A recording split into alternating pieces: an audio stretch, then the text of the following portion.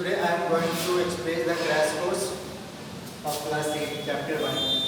बच्चे आज हम लोग जो है क्रैश कोर्स करेंगे। क्रैश कोर्स क्या होता है? हमने जो भी पढ़ा पूरे चैप्टर में इसको हम लोग एक बार फिर से रिकैप करते हैं।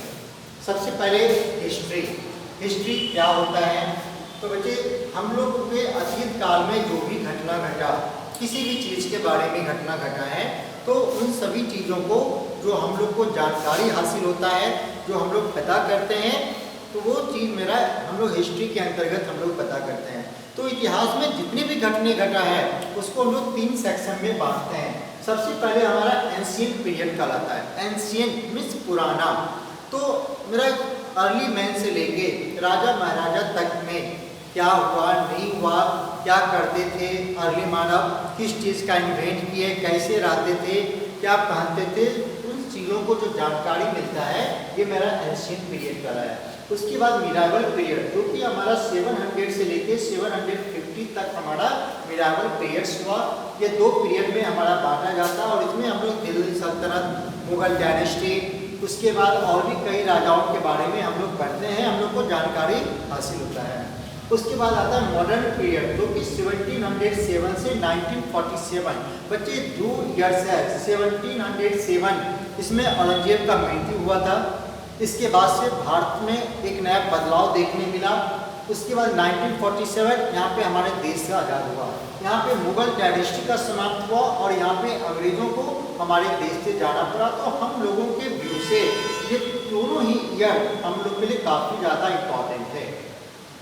उसके बाद सोर्सेज की बात आता है। तो जो हम लोग को जानकारी मिला, जो सोर्सेज मिला, ये 2 तरह से मिला। पहला हमारा था यहाँ पे आर्कियोलॉजिकली सोर्सेज और लिटरेरी सोर्सेज।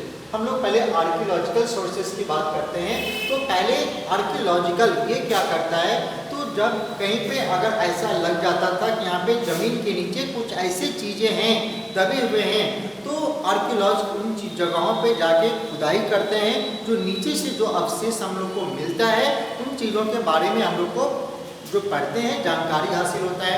बच्चे हमारे शहर में म्यूजियम है, हम लोग वहाँ पे जा कर के बहुत सारी चीज़ें देख सकते हैं, हम लोग को बहुत सारा चीज़ ज्ञान बढ़ता है। तो जब वहाँ पे हम लोग खुदाई होता है तो सबसे पहले हमारा क्वाइन होता है। जब क्वाइन हम लोग देखते हैं तो हम लोग को हर तरह की जानकारी मिलता है। उसके बाद मॉन्यूमेंट्स है, उसके बाद पेपर्स है, ये सभी चीज़ें। बच्चे पेपर जो आता है ना, पेपर तो पहले के हमारे पास इस तरह आज की तरह कॉपी किताब कलम नहीं हुआ करता था। पहले के ज़माने में लोग लकड़ी के कलम या पक्षियों के फिदर्स पंख से और पेड़ों की छालों के ऊपर हमारा जो लिखा जाता है। तो इन सभी चीज़ों जो है हमको मिलता था और हम लोग उसको पढ़ते थे तो हमको जानकारी हासिल होता था। उसके बाद लिटरेरी सोर्सेज में हमारा प्रिंटेड बुक्स आ गया, गवर्नमेंट डॉक्यूमेंट्स आ गया, न्यूज़पेपर्स आ गया, पम्फलेट आ गया या हिस्टोरिकल बिल्डिंग है, ये सारा मेरा लिटरेरी सोर्सेज में आ गया।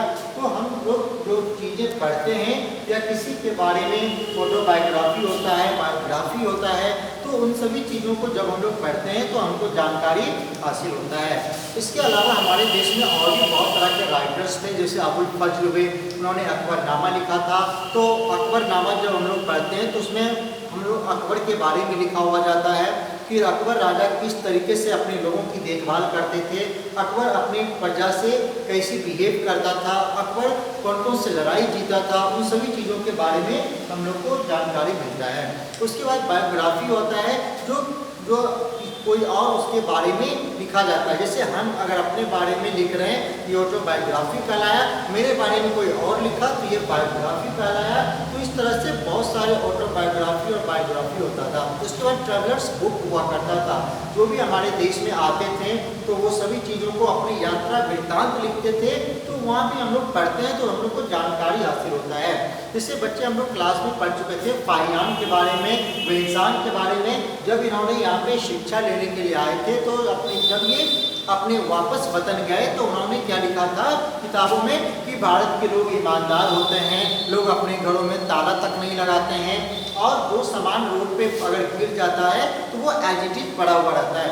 तो बच्चे ये जब वहाँ के बारे में उन्होंने किताबों में पढ़ा तो वहाँ पे चीज़ों के बारे में जानकारी हासिल होता है। बच्चे तो इस तरह से हम लोग सोर्सेज के बारे में पढ़े। उसके बाद बच्चे हमारा रिनाइंसेज, इसको हम लोग पुनर्जागरण बोलते हैं। तो बच्चे उस समय का हमारा इतिहास जो था एक अंधविश्वास के दौर से गुजर रहा था। हम लोग ये सब पढ़ चुके हैं, पहले सती सिस्टम था, चाइल्ड मैरिज था, इसमें तो ना जाने और भी कितने सुपरस्टिशियस था।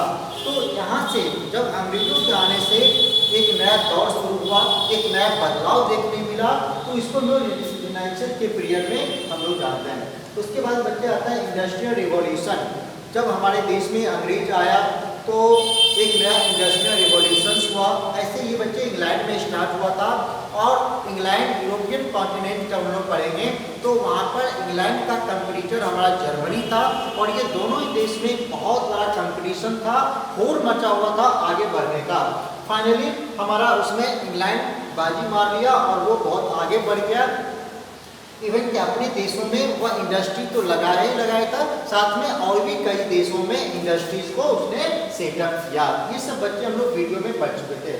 उसके बाद नई नई चीज़ों का इन्वेंशन हुआ, जैसे टेलीग्राफ सैमुअल मॉर्स ने आविष्कार किया था, टेलीफोन ग्राहम बेल ने आविष्कार किया था, स्टीम इंजन जेम्स वाट ने किया था। इसके अलावा और भी बहुत तरह के ऐसी चीज़ें थे जिसका साइंटिस्ट ने इन्वेंट किया था, और हम लोग जब इस चीज़ को यूज करते थे तो हमारे ऊपर उसका बहुत बड़ा इम्पैक्ट पड़ता था। उसके बाद बच्चे अमेरिकन रिवॉल्यूशन के ऊपर, जिस तरह हमारा देश जो है इंग्लैंडों का गुलाम था, इंग्लैंड यहाँ पे शासन करता था, ठीक उसी तरह अमेरिका भी गुलाम था, यहाँ भी इंग्लैंड का शासन चलता था। उसके बाद अमेरिका जो है एक रिवॉल्यूशन चला, वहाँ पे अधिकार हुआ, इंडिपेंडेंट हुआ। उसके बाद वहाँ पे ब्लैक लोगों का एक राइट दिया गया और उनको कॉन्स्टिट्यूशन के दायरे में लाया गया। उसके बाद फ्रेंच रिवॉल्यूशन जो 1789 में हुआ था, वो भी एक निर्णायक हुआ था। तो बच्चे दोनों कंट्री, चाहे अमेरिका हो चाहे फ्रांस हो, इन्होंने एक बहुत बड़ा रिवॉल्यूशन हुआ था।